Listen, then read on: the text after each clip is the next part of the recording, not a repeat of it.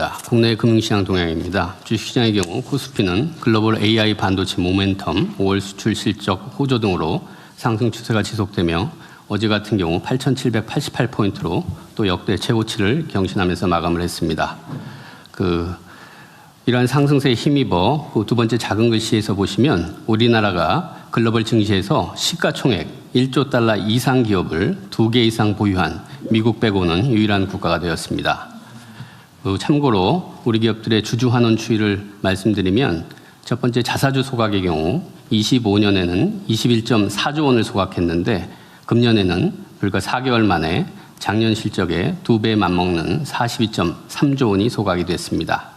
두 번째로 현금 배당액의 경우 24년 회계연도에는 47.9조 원이었는데 25년 회계연도에는 56조 원으로 17%가 증가되었습니다. 박스에서 보시는 국민참여형 국민성장펀드는 출시 5일 만에 전체 물량 6천억 원이 완판이 되었습니다.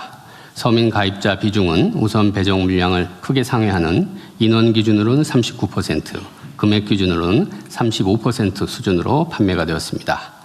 이 조기 완판에 따른 추가 출시 요구들이 굉장히 많으셔서요. 저희들이 하반기 2차 출시를 준비해서 신속히 추진하도록 하겠습니다. 채권 같은 경우 금리는 글로벌 중앙은행 기준금리 인상 경계감이 부각되면서 상승세를 보이고 있습니다. 금융부문 대응 현황입니다. 민생 실물경제 지원을 위한 정책금융 지원 프로그램 9조 원이 집행되었으며 은행권 중심으로 피해기업 대상 30.3조 원이 지원되었습니다. 세 번째 동그라미 보시면 장기 과잉 채권 추심으로부터 취약 채무자를 보호하기 위해 매입 채권 추심업 제도를 종전의 등록제에서 허가제로 강화하는 방안을 지난주 포용적 금융 대전환 회의를 통해서 발표했습니다. 세도약기금 같은 경우 3월, 4월, 5월 중 장기 연체 채권 9,602억 원을 추가 매입해서 11.6만 명에 대해 추심을 추가적으로 중단했습니다. 작년 10월 출범한 이후에 지금 누적적으로 장기 연체 채권 9.1조 원 75만 명분이 지금 매입이 완료가 되었습니다. 생산적 금융의 경우 무늬만 생산적 금융이 되지 않도록 금융권과 함께 실적 팩트북을 공개한다든지 조직인력 확충 및 KPI에 반영한다든지 내재와 체계화 노력을 지속하겠습니다. 금융시스템 안정을 위한 채권 자금시장 안정 프로그램 6.4조 원 원활히 집행되고 있습니다. 이상 보고 마치겠습니다. 네, 수고하셨고요. 여기 써져 있긴 한데 장기 연체 채무 청산하는 거 그거는 어쨌든 최대한 강력하게 지속적으로 해야 됩니다. 네. 그런데 이게 지금 각 금융기관들이나 뭐 추심업체 그다음에 뭐 대부업체 이렇게 지금 막 팔려가지고 가지고 있는 거 막 10몇 년씩 20몇 년씩 된 거 많잖아요. 네. 그거 어떻게 처리합니까? 네, 그거를 이미 매각된 거.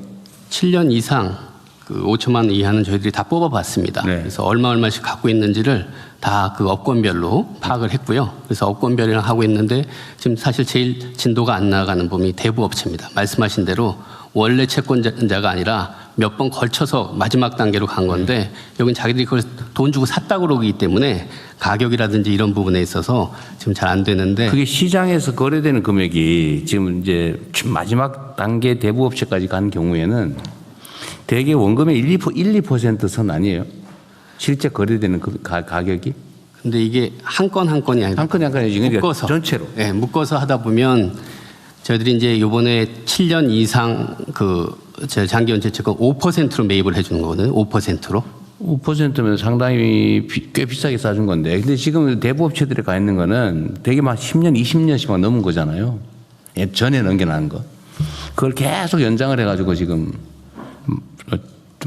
이렇게 추심을 하고 있는데 지금 이거 20년 뭐 심지어 한 30년 가까이 된 것도 있을 텐데 그거 뭐 그렇게 괴롭혔는데도 못 갚고 있는 사람들이 신용불량 감소하면서 못 갚는 사람들이 지금 갚을 가능성이 거의 없잖아요. 그러니까 이제 원금의 1%, 2%로 거래되는 건데 그거를 그 사람들도 살 때 싸게 샀는데 약간만 더 비싸게 주고 정부가 매입하려고 했는데 안 판다 그 말이에요? 네, 네. 지금 제일 중요한 게 상위 한 30개가 대부분을 차지하고 있는데 거기 15개는 저희들이 이제 참여하기로 해서 거기는 됐는데 나머지 15개 이 부분 같은 경우는 저희들이 다양한 방식을 통해서 더 그게 수십조 원 될 텐데요. 지금 저희들이 이제 16.4조 원이었기 때문에 16.4조 원이라서 아마 대부업 거는 한 4점 몇 조 원 정도 제일 많습니다. 아, 전에 내가 알기로는 뭐 그게 장기 연체 채권액이 원금 기준으로 한 5, 60조 원 된다 그랬는데 많이 정리된 모양이죠. 네, 네. 예. 하여튼 이게 그중에는 뭐 아주 능력 되는데 안 갚는 사람이 혹여 있을지 몰라도 그건 극히 소수고 말씀하신 7년 이상 정도 되면 말씀하신 대로 사실상 상환 능력이 없는 거죠. 네, 떨어진 분들이 대부분. 이게 일부에서 무슨 그러면 뭐저 빚 갚고 버티면은 면제 준다는데 한번 견뎌보자 이런 도덕적 개의 얘기도 하던데 취직도 못하고 계좌도 개설을 못하고 경제 활동을 못하는 걸 수년간 하면서 돈 있으면서 버티는 거 불가능합니다.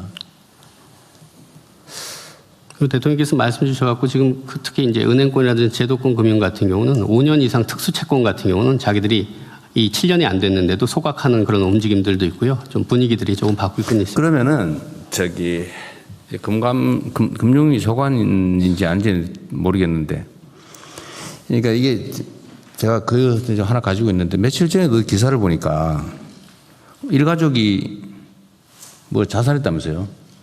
근데 그 유서에다가 빚 때문에 죽는다 그랬다면서. 빚 때문에 죽을 정도면 사실 빚 못 갚을 사람이거든요.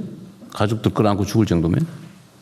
그러면 예를 들면 그런 거는 사실 그 파산 면책을 해줘야 되잖아요. 그리고 그런 정도면 사실 법원에 신청만 하면 다 파산 면책을 해주잖아요. 네. 근데 이 사람이 몰랐을 가능성이 많죠. 그런데 착하게 내가 빚을 졌으니까 죽을 때까지 갚아야지. 근데 도저히 못 갚겠다. 차라리 죽자 이래 죽어버린 거 아닙니까? 그 자기 혼자만 죽은 게 아니라 일가족 끌어안고 같이 죽은 거잖아요, 지금. 근데 이게 제도적으로는 사실 그런 경우에 파산 신청을 하든지 뭘 하면 채무 조정을 신청하든지 하면 다 정리해 줄 수도 있는데 죽을 지경이면 안 해줄 리가 없잖아요. 진짜 그야말로 죽을 지경이면. 근데 그 방치돼 있다는 얘기잖아요. 근데 지금 각 부처 중에서 이 문제 담당이 어디입니까? 그 개인 파산 회생 관리하는 데가? 네, 법적으로 사법적 절차는 법무부입니다. 그러니까 그 법원에서 개인 회생과 개인 파산을 다루고요. 아니 그 법률에서 업무는 그런데 네, 그 전 단계에서 관리 업무. 네, 그 전 단계에서 그 사적으로 조정하는 거, 금융기관 조정하는 거는 신용회복위원회라고 그래서요. 거기서 그건 사적으로 금융위 소관인. 네네 채무 조정 거기서 하고 있습니다. 그래서 거기도 매년 한 10만 명, 20만 명씩 하고 있고요. 개인 회생. 그건 금융기관이 채권자인 경우에만. 네. 예를 들면 개인한테 빚을 진 경우도 법원 내에서 파산하면 면책까지 해주잖아요, 대부분. 그렇습니다. 네. 진짜 능력이 없는 게 증명이 되면 있는 거 다 정리하고. 근데 이거를 지금 계속 일가족 집단 자살 얘기가 나오는데 이런 원시적인 사회가 어디 있습니까?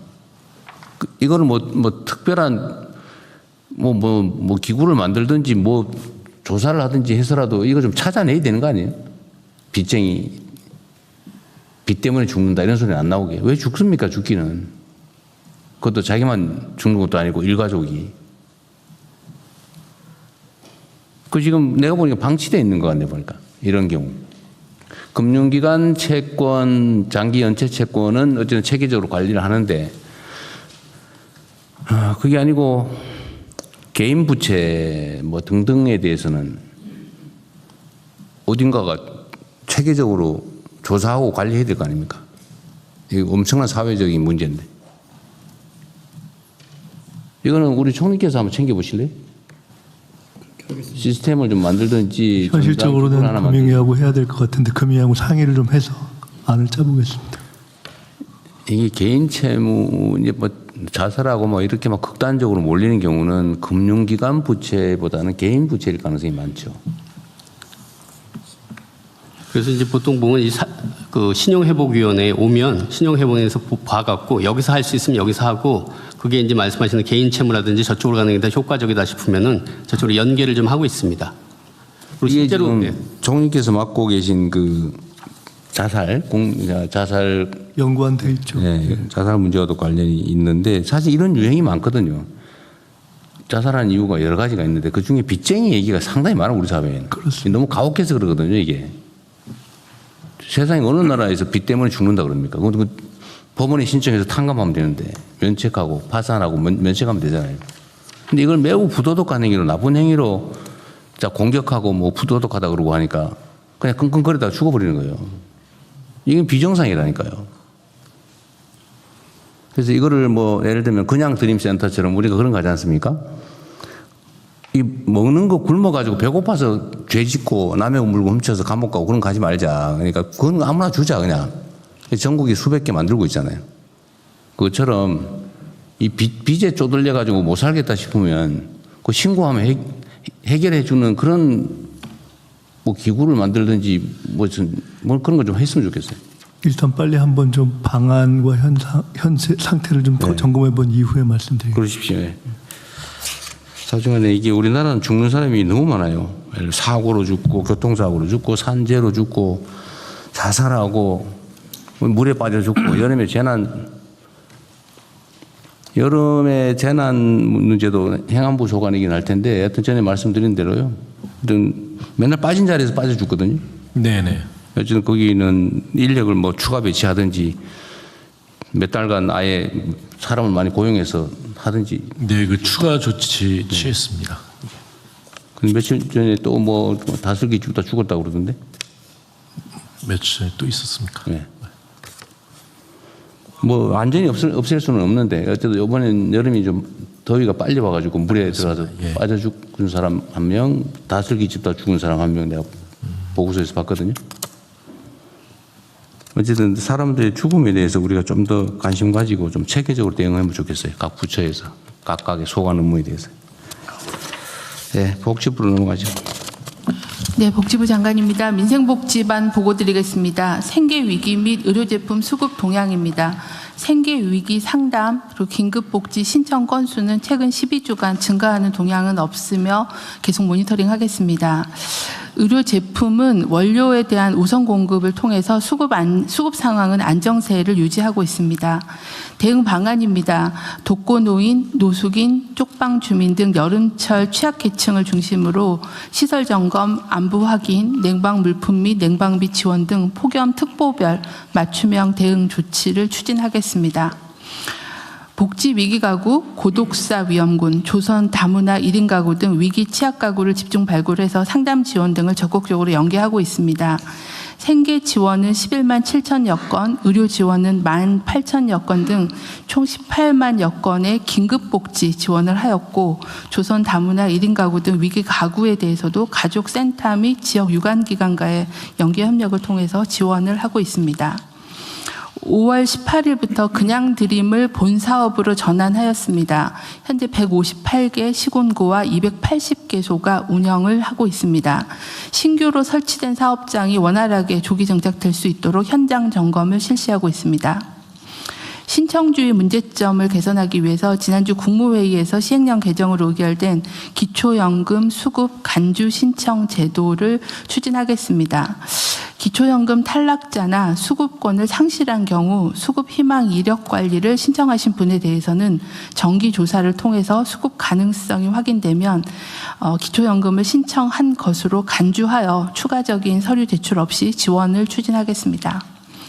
청년 역량 향상을 지원하기 위해서 기업 주도 직업 교육 훈련을 제공하는 K-뉴딜 아카데미 참여 기업을 모집하여 현재 107개 기업이 신청하였습니다. 기업 선정이 완료되면 바로 청년 모집하여 교육을 진행하겠습니다. 의료기관 대상으로 의료제품 재고 현황 3차 조사 결과 전년 대비 정상 범위 내에서 주요한 의료제품 재고 관리가 되고 있는 것으로 파악하고 있습니다. 의료제품에 대해서도 지속적으로 수급 관리하도록 하겠습니다. 이상 보고를 마치겠습니다. 그 조금 전에 얘기했던 그 자살자 있잖아요. 이것도 사실은 일종의 위기 가구인데. 네. 뭐 배고프다, 뭐 혼자 외롭다, 병들었다 이거는 체크가 되는데 빚져가지고 끙끙 앓고 있는데 죽어야 되겠다 이런 사람들은 징후나 이런 게 없을까요? 저희가 현재 그 자살 상담센터나 그냥 드린 먹거리 복지 연계를 할 때 그 위기를 촉발한 위험 요인이 뭔지를 파악을 해서 그게 빚이나 금융에 대한 부분이면 신용회복위원회에 나거나 아니면 서민금융지원센터라거나 각 부처가 운영하고 있는 취약계층 지원센터랑 그걸 연계해서. 상호 연계하고 있습니다. 그리고 혹시 법무부 있잖아요. 지금 벌금 못 내가지고 환영 유치된 사람들, 벌금 대신에 징역 사는 사람들 숫자 혹시